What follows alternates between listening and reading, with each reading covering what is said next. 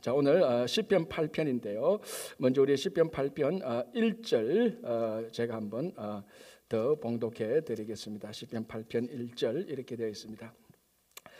여호와 우리 주여, 주의 이름이 온 땅에 어찌 그리 아름다운지요, 주의 영광이 하늘을 덮었나이다. 9절 보겠습니다. 똑같죠. 여호와 우리 주여, 주의 이름이 온 땅에 어찌 그리 아름다운지요. 그러니까 시편 8편 1편 앞에서 앞에서 선포된 것이 9절 마지막에 한 번 더 반복됩니다. 이걸 우리가 옛날에 국어 시간에 수미상관법인가 이런 문법적인 표현을 배웠는데, 이게 뭐냐면 왜 이렇게 쓰는가 하면 강조하기 위해서죠. 앞에서 한 번 말을 하고 그리고 이것이 끝날 때에 다시 한 번 더 말을 해서 혹시나 앞에서 말을 했던 것이 잊어버리지 않도록, 이것이 중요한 주제다라는 것을 말하기 위해서 마지막에 한 번 더 강조해 주는 어떤 그런 표현 방식입니다.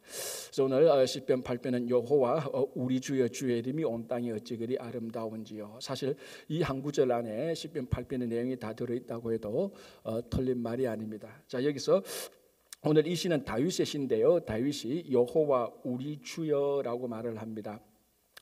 시편에 다윗의 시편이 되게 많은데요, 이제 그때 다윗이 하나님을 부를 때 여호와 또는 어떨 때는 하나님, 어떨 때는 여호와 하나님, 어떨 때는 하나님 여호와 이렇게 막 나오는데, 사실은 그건 다 같은 의미지만 때로는 그 하나님을 두고 앞에 무엇이라고 붙는가 하면 어떨 때는 나의 하나님이라고 이렇게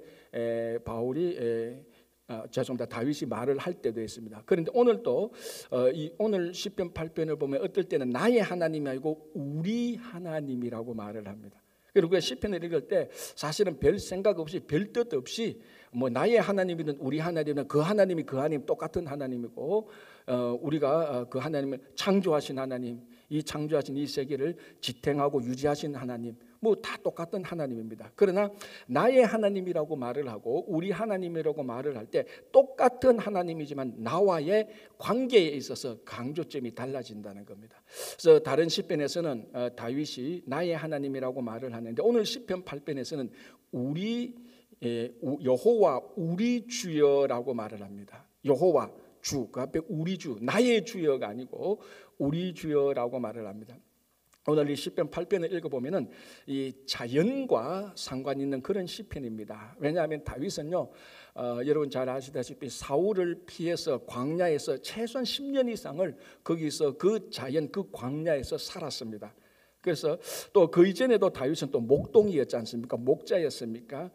목자이기 때문에 그 이전에도 자연에 나가서 양을 치고, 그리고 이제 사울의 사위가 되어서, 사울 왕의 사위가 되어서도 그 자연 광야에 나가서 10년 동안 또 그 도망자 생활을 하면서 또 자연 속에 있었습니다. 그래서 우리 신앙의 믿음의 선조 가운데 특별히 자연과의 관계에서 굉장히 예민한 어떤 영적 감각을 가진 사람이 사실은 다윗입니다. 그래서 그 대표적인 시편이 바로 오늘 이 8편하고도 같이 연관이 되어 있죠. 그 자연을 보면서 여호와 우리 주여라고 말합니다. 그러니까 이 자연 앞에서 하나님을, 여호와를 다윗은 나의 주여라고 말하지 않고 우리 주여라고 말을 합니다. 이 나하고 우리는 당연히 차이가 있죠. 나는 개인이고 우리는 공동체 아닙니까?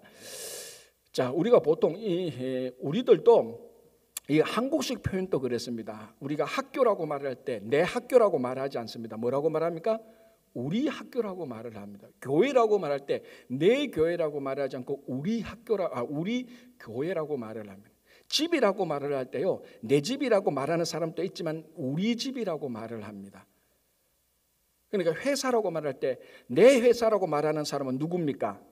회사의 보스, 회사의 오너만 내 회사라고 말을 하지, 그 회사에 다니는 사람은 우리 회사라고 말을 해요. 똑같은 대상인데 우리라는 말을 쓸 때는 그 대상하고 우리하고 관계가 개인과의 관계가 아니고 단체성, 그러니까 공동체성을 이야기하는 것입니다. 자, 예를 들어서 셀폰이 여기 있다 싶습니다. 이 셀폰, 한국말 핸드폰이죠. 이 셀폰이 있을 때 아무도 우리 셀폰이라고 말하지 않습니다. 뭐라고 말합니까? 내 셀폰이라고 말하죠. 왜? 이 셀폰은 어떤 다른 사람이 관련된 셀폰이 아니고 내 혼자만 관련된 기 때문에 그렇습니다. 그래서 우리는 무의식 중에 그 대상이 나 혼자만 관계되어 있는 건지 아니면 우리가 공동체로 관계되어 있는지 우리가 무의식 중에 그렇게 호칭을 붙인다는 겁니다. 물론 하나님에 대해서는 어떨 때는 나의 하나님이라고 말하기도 하고 어떨 때는 우리 하나님이라고 말을 합니다. 나의 하나님이라고 말할 때는 훨씬 더 내하고 개인적인 이 관계를 강조하지만 오늘 시편 8편 이 대자연 앞에서 다윗은 우리 하나님이라고 말을 합니다. 여호와 우리 주여라고 말을. 하나님과 우리 사이가 개인의 관계도 맞지만은 공동체의 관계가 맞다라는 것을 얘기하고 있습니다. 그래서 오늘 이 시편 8편을 보면은 하나님이라고 말할 때 나의 하나님이지만 여러분들의 하나님도 되는 겁니다. 그래서 우리 하나님입니다. 그래서 무슨 말인가 하면은 그 하나님을 두고 여러분과 내가, 당신과 내가, 너와 내가 전혀 별개의 사람이 아니라는 겁니다. 아까도 얘기했죠. 우리 회사라고 말을 할 때 B라는 사람도 우리 회사라고 말하고 A라는 사람도 우리 회사라고 말할 때 그 회사를 두고 이 A와 B는 똑같은 회사의 회사원입니다. 다 관련이 있는 겁니다. 마찬가지로 오늘 이 본문을 보면서 다윗이 우리 하나님이라고 말해, 우리 주 여호와 우리 주여라고 말할 때는 뭐 이 하나님을 주님이라고 부르는 모든 사람들이 하나님과 관련되어 있는, 다른 말로 하면 신앙 공동체라는 것입니다. 좀 더 정확히 말하면 이 신앙 공동체는 신앙의 가족 공동체라는 말하고 똑같은 것입니다. 자, 이스라엘을 보십시오. 이스라엘이 우리가 창세기를 다 알지 않습니까? 창세기에서 이스라엘이 어떻게 해서 이스라엘이 됩니까? 이 이스라엘이 이제 출애굽기에 와서 이스라엘이 되는데 이 출애굽기 이스라엘이 되기 위해 이전에는 먼저 12지파가 되지 않습니까? 12지파가 뭡니까? 전부 다 야곱의 아내에서 나온 12명의 자녀들이 전부 다 12지파가 되고 국가가 되는 겁니다. 그리고 이게 결국은 한 어떤 구약 성경에서 이 국가의 공동체가 결국은 가족 공동체에서 나온 겁니다. 모든 그 공동체가 사실 따져가면 다 가족 공동체에서 나온 거죠. 똑같은 맥락으로 하나님 우리 여호와 우리 주여라고 말할 때 우리는 하나님을 나의 하나님이라고 고백하는 모든 사람들이 별개의 사람들이 아니고 따로따로 떨어져 있는 사람들이 아니고 함께 있는, 하나님을 우리 하나님이라고 부르는 함께 신앙 공동체, 더 정확히 말하면 신앙의 가족 공동체라는 그런 생각이 꽉 배어 있는 것입니다. 이게 왜 중요한가 하면요, 자, 우리가 신앙생활을 하면서 이 신앙생활에는 항상 두 가지 측면이 있습니다. 개인적인 측면이 있고 공동체적인 측면이 있죠. 개인은 뭡니까? 내 혼자가 예수 그리스도를 믿어서 내가 구원을 얻는 겁니다. 완전 철저하게 하나님과 나의 관계가 개인이죠. 그럼 공동체라는 건 뭡니까? 그럼 내 혼자만 예수 믿고 내 혼자만 사느냐? 그게 아니라는 겁니다. 내가 예수를 믿었다면은 다른 예수를 믿는 사람하고 그 사람하고 내하고는 별개의 사람이 아니고 똑같은, 넓은 의미로 보면 신앙의 가족이라는 겁니다. 자, 이런 것들이 2000년 전에 처음 예수를 믿었던 초기 교회 시절의 교인들한테는 이런 생각들이 굉장히 강했습니다. 우리 그래서 사도행전을 보면은 예수 믿는 사람들은 어떤 생각이 있는가 하면 우리가 신앙의 가족이라는 생각이 있었습니다. 신앙의 가족이라는 생각.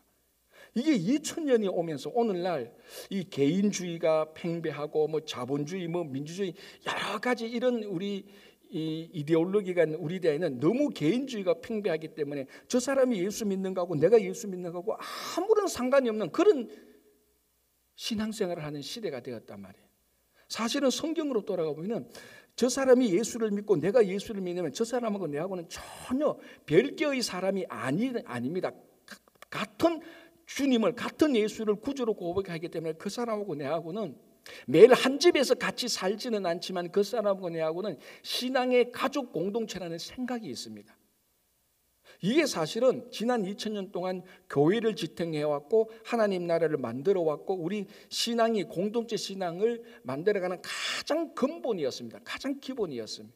그런데 오늘날은 너무 개인주의가 와서 전부 다 저 사람 예수 믿어도 저 사람 예수 믿는 거하고 내하고는 전혀 상관없이 그렇게 살아가는 이 시대에 오늘 이 다윗이 하나님을 두고 우리 주여라고 말하는 것은 우리가 하나님을 주님이라고 부르는 모든 사람이 신앙의 가족 공동체라는 것을 우리가 다시 한번 중요하게 생각해 봐야 됩니다.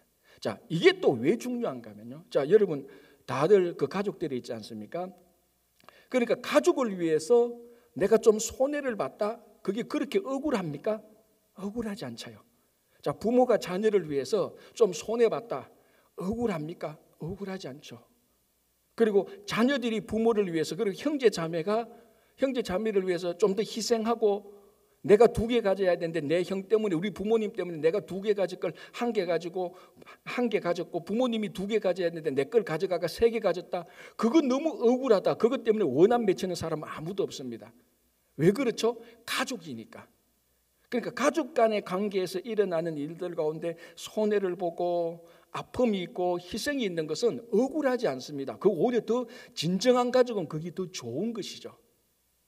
그래서 우리가 교회 공동체, 신앙의 가족 공동체에서 살아갈 때, 서로 봉사하고 할 때, 저 A 집사님은 그 2개밖에 봉사 안 하고 나는 5개 봉사하는데 난 너무 억울해. 나는 5개에서 너무 힘들어요.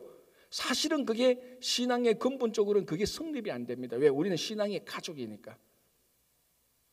그래서 오늘 다윗이 여호와 우리 주여라고 말할 때 이 우리라는 말, 신앙의 가족이라는 말을 우리가 오늘 이른 아침에도 예배를 드리고 또 야유 예배를 드리고 이렇게 드리면서 다시 한번 가장 근본적으로 잃어버린, 우리가 놓쳐버린, 기억하지 못하는 신앙의 가족 공동체가 형성되는 그런 좋은 계기가 되었으면 참 좋겠습니다. 자, 또 하나 더 보겠습니다. 여호와 우리 주여, 주의 이름이 온 땅에 어찌 그리 아름다운지요라고 하는, 주의 이름이 온 땅에 어찌 그리 아름다운지요.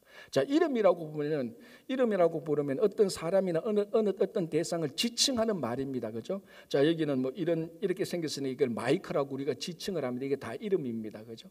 자, 그러면 이름이라는 것은 무슨 말인가 하면은 어떤 실체가 있기 때문에 거기에 이름을 붙이는 겁니다. 그러니까 이름이 드러났다는 것은, 오늘 여기서 여호와의 이름이 이 온 땅에 드러났다는 것은 여호와의 실체가 온 땅에 드러났다는 겁니다.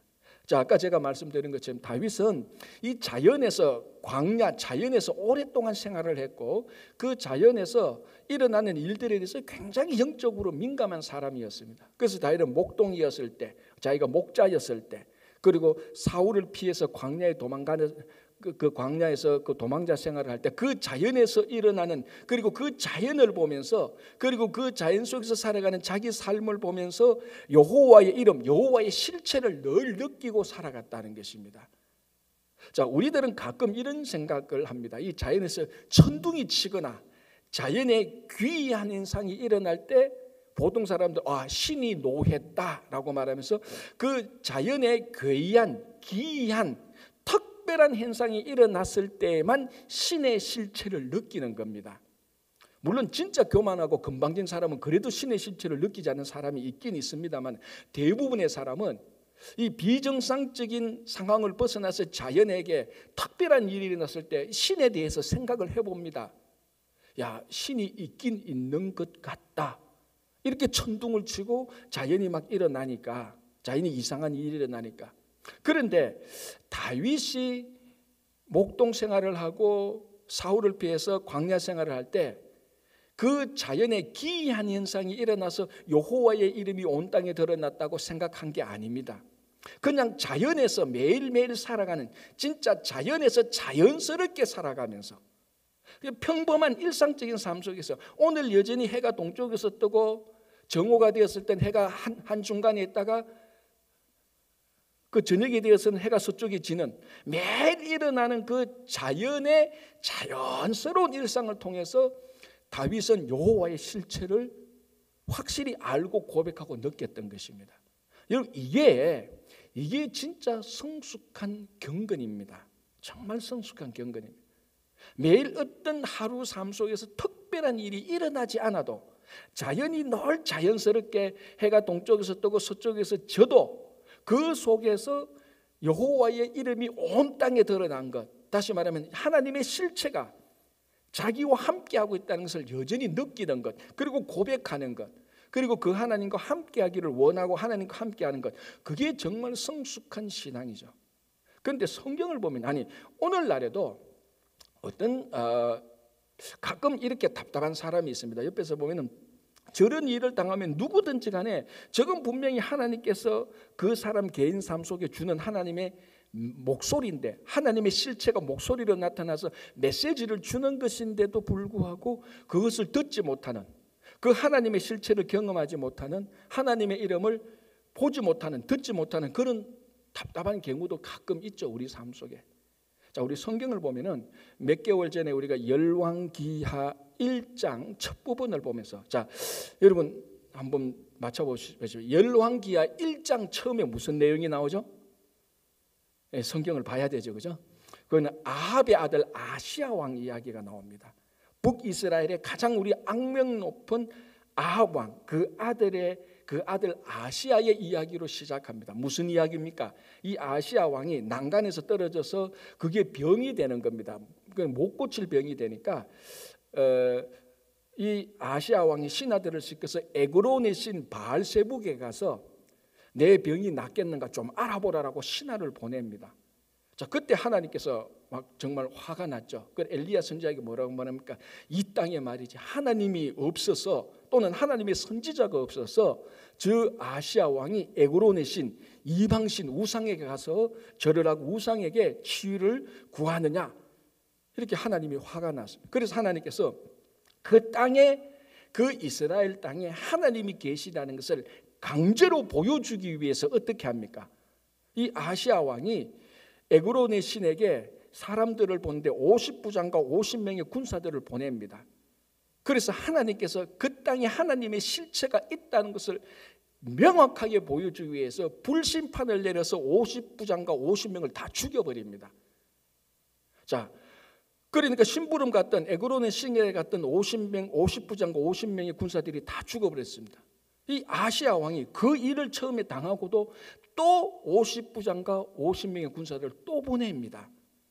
또 보내니까 하나님께서 또 그 땅에 하나님이 있다는 것을, 하나님의 실체가 그 땅에 있다는 것을 보여주기 위해서 똑같이 첫 번처럼 하늘에서 불심판을 내려서 50부장과 50명을 다 죽여버립니다. 아시아가 그걸 경험하고도 또 50명과 50부장을 또 보냅니다. 세 번째. 요때 50부장이 하나님이, 이건 하나님의 간섭하시라는 것을 알고 자기가 다시 돌아오는 거죠. 그리고 난 다음에 아시아는 이 일로 인하여서 그 병에서 벗어나지 못하고 그 병으로 죽게 되는 겁니다. 이게 열왕기하 1장에 나타나는 거죠. 자, 여러분 여기 한번 보십시오.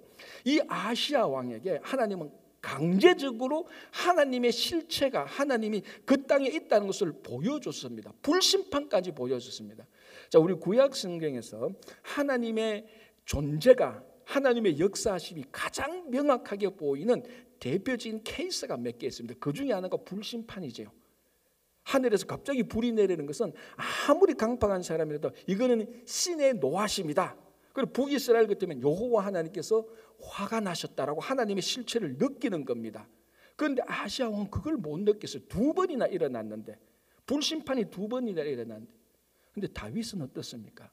그냥 자연 속에서 자연스럽게 살아간다. 불심판이 일어나지 않고 그냥 아침에 날씨가 더우면은 해가 뜨면은 날씨가 더워지고, 그냥 그 건기 때는 비가 안 오고 우기 때는 비가 오고 늘 일상적으로 있는 그 삶 속에서 하나님의 실체를 느낀 것입니다. 그런데 아시아는 불심판을 내려서도 하나님의 실체를 못 느끼는 것입니다. 여호와 우리 주의 이름이 온 땅에 어찌 그리 아름다운지. 주의 하나님의 실체가 이 온 땅에서 드러났는데 그 드러남이 또 아름답다라고 느끼는 것입니다. 우리가 한 사람의 신앙이 성숙했다라는 것은 내 삶 속에서 일어나는 일들을 통하여서 늘 하나님의 실체를 느끼며 그 하나님과 동행하는 것, 그게 진짜 성숙한 사람입니다. 삶 속에서 특별한 일이 아니라도, 물론 특별한 일을 통해서는 당연한 일이지만 일상적인 삶 속에서 늘 하나님의 실체를 느끼고 그 하나님과 동행하는 것, 그것이 가장 성숙한 신앙 아니겠습니까? 오늘 우리가 이제 또 야외 예배를 가고 또 일부 예배 이렇게 드리면서 이런 자연스러운 우리 예배를 통하여서도 오늘 또 하나님의 실체가 진짜 나와 함께하는 것을 느끼고, 특별한 일이 일어나지 않더라도 일상적인 삶 속에서도 하나님이 나와 함께 하신다는 것을 느끼면은 매일매일의 삶이 건조하지 않죠. 사실은 늘 기쁘고 즐거운 마음으로 살아갈 수 있는 것입니다. 자, 하나만 더 볼게요. 4절 보겠습니다. 이렇게 되어 있습니다. 사람이 무엇이기에 주께서 그를 생각하시며 인자가 무엇이기에 주께서 그를 돌보시나이까. 자, 사람이 무엇이기에 주께서 그를 생각하고 인자가 무엇이기에 그를 돌보심입니까? 사실은 같은 표현의 반복인데 한마디로 말하면 이거죠. 아니 도대체 사람이 형편없는 사람인데 하찮은 사람인데 이 하찮은 사람까지도 우주의 창조자 되신 하나님께서 생각하시고 돌보아 주십니까? 이런 의미라는 겁니다. 자, 우리 성경을 보면은 이 사람에 대해서 하나님 앞에 선 사람에 대해서 여러 가지로 나타납니다. 가장 대표적인 게 죄인이죠. 죽을 수밖에 없는 죄인 아닙니까? 그게 뭐 성경 전체를 통해서 가장 강하게 나타나는 우리의 모습인데, 이제 성경 몇 군데를 보면 특별하게 하나님 앞에서는 우리의 모습, 그것을 보여주는 참 재미있는 몇 군데가 있는데, 그 중에 하나가 이사야 41장 14절을 보면요, 하나님께서 이스라엘을 보고 뭐라고 말합니까?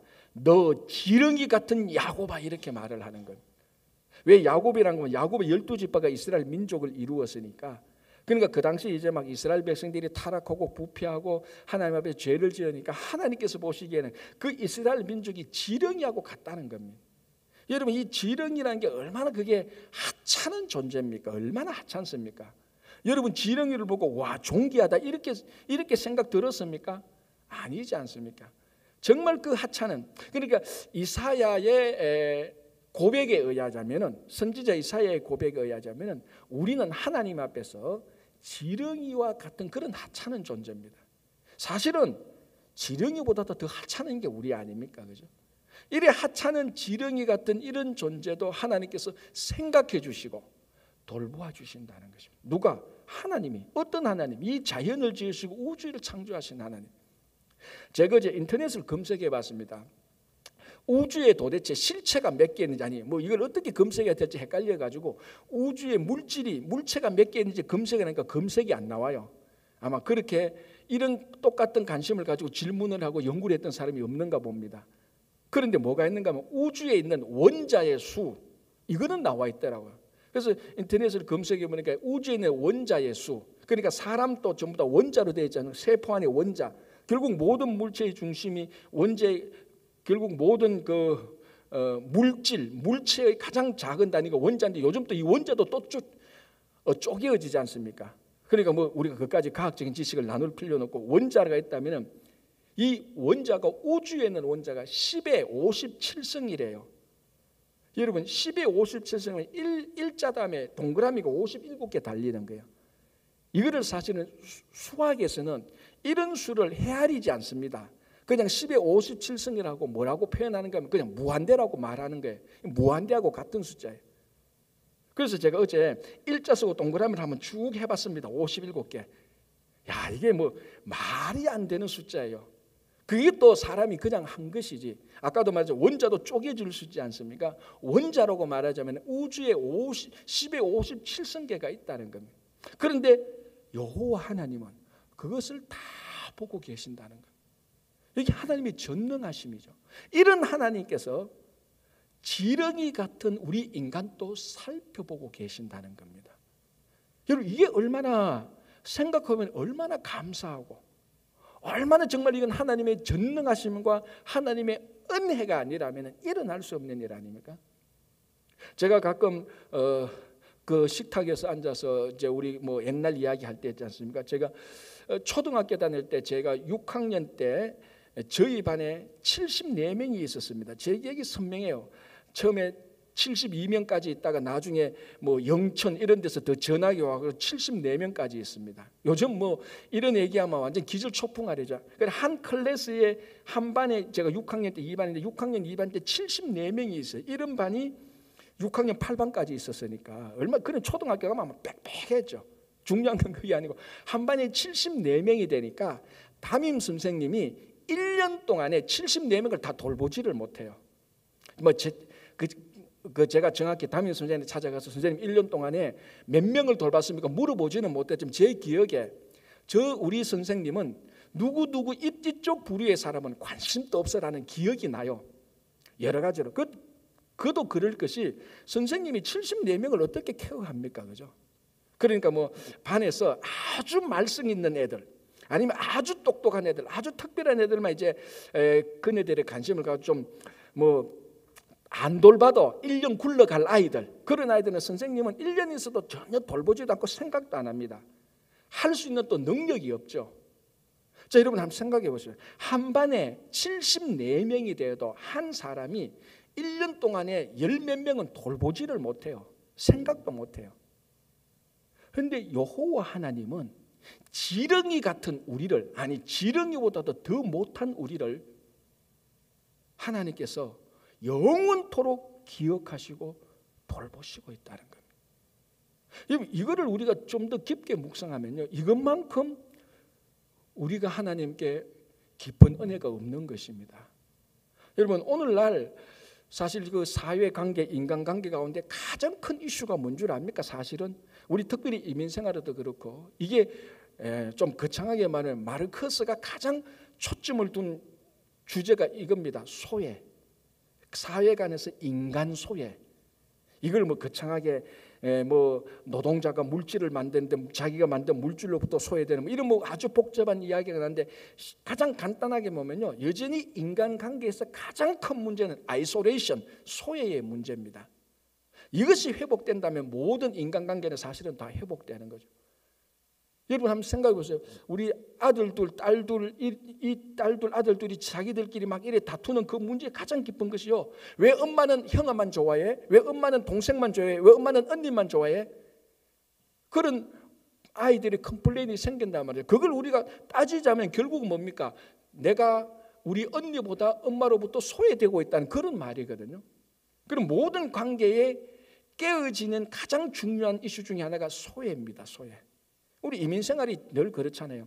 뭐 한국이나 뭐 다 똑같습니다. 나이가 들고 이사를 가거나 새로운 공동체 들어가면 가장 우리가 마음속에 부담이 되는 것은 외로움, 소외, 이 문제죠. 자, 그러면 우리가 신앙생활을 한다 그러면 오늘 이 하나님께서는 지렁이 같은, 정말 지렁이보다 더 하찮은 존재를 오늘 다윗은 말합니다. 주께서 그를 생각하시고 주께서 그를 돌보신다라고 말을 하는 거예요.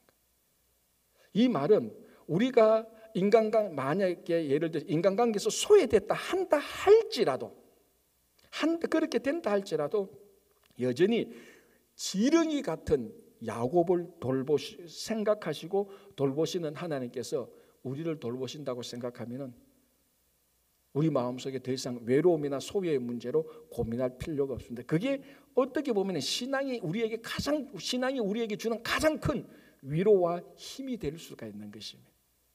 그래서 다윗이, 여러분 이게 왜 다윗의 고백이 될 수밖에 없는가 하면요, 여러분 아까도 말씀드렸지만 다윗은 어릴 때부터, 어린아이로부터 형들은 다 집에 있는데 막내라고 해서 광야에 가서 양을 쳤습니다. 밤을 새우고. 그 자연에서 양 세워놓고 할 때 얼마나 외로웠겠습니까? 그리고 사울을 피해서 10년 다닐 때는 불안하고 염려하고 두렵고 외로웠습니다.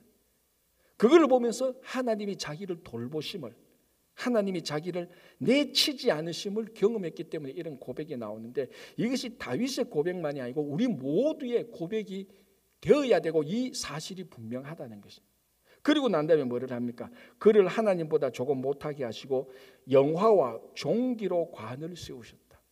자, 이게 생각하고 돌보심이 어떻게 이 방법이 어떻게 나타나는가 하면 하나님보다 조금 못했다.